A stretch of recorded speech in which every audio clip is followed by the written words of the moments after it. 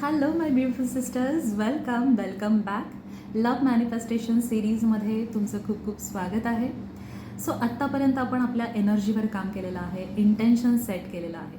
आता यानंतर आपल्याला आपल्या ॲक्शन फ्रिक्वेन्सीवर काम करायचं आहे.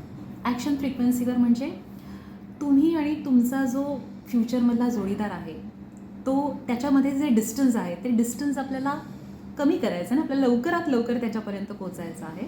आणि त्याकरताच तुम्हाला आता ॲक्शन दाखवायचे आहे, काहीतरी स्टेप घ्यायचे आहे.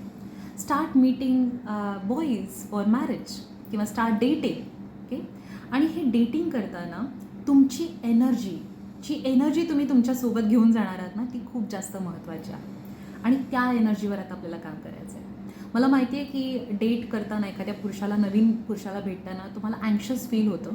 पण त्याआधी स्वतःला सांगायचं आहे की मी हे का करते, कारण हू नोज, हा कदाचित माझ्या स्वप्नातला जोडीदार असू शकतो. So I am investing my time on this person, असं स्वतःला सांगा आणि स्वतःला त्या गोष्टीसाठी मोटिवेट करा, इन्स्पायर करा, तयार करा. आणि ज्या वेळेला तुम्ही तुमच्या डेटसाठी जाल त्यावेळेला तुमच्या डोळ्यांचा वापर तुम्हाला लव्ह स्पेलसाठी करायचा आहे. ओके. म्हणजे काय, allow me to explain. So तुम्हाला एखादा, समजा लग्नासाठी एखादा मुलगा तुम्ही पाहिला आणि तो खरंच तुम्हाला आवडलेला आहे आणि you really see future with this person, तर त्यावेळेला तुम्हाला तुमच्या एनर्जीवर काम करायचं आहे, तुमच्या आय कॉन्टॅक्टवर स्पेशली काम करायचं आहे. ओके. कारण आपले जे डोळे आहेत ना, ते त्या डोळ्यात डोळे घालून जेव्हा आपण लोकांशी बोलतो त्यावेळेला it's like it's a portal for their subconscious mind. आणि त्याचा वापर आपल्याला फार इम्पॉर्टंटली करायचा आहे. म्हणजे आय गेज ह्याच्याबद्दल मी असं नाही म्हणत आहे की त्यांना एकदम टक लावून बघा, असं नाही, पण सॉफ्ट गेजचा वापर आपल्याला करायचा आहे. ओके. सो म्हणजे कसा, सो तुम्ही जेव्हा त्या व्यक्तीशी बोलता आहात त्यावेळेला त्या व्यक्तीचं बोलणं एकतर शांतपणे तुम्हाला ऐकायचं आहे. Keep a subtle smile on your face, म्हणजे तुम्ही त्यांना एक अप्रोचेबल व्यक्ती वाटता, सेफ व्यक्ती वाटता. आणि त्यानंतर तुम्हाला त्यांचं बोलणं लक्षपूर्वक ऐकायचं आहे, डोळ्यात डोळे घालून. ओके. म्हणजे फॉर एक्झाम्पल, ओके,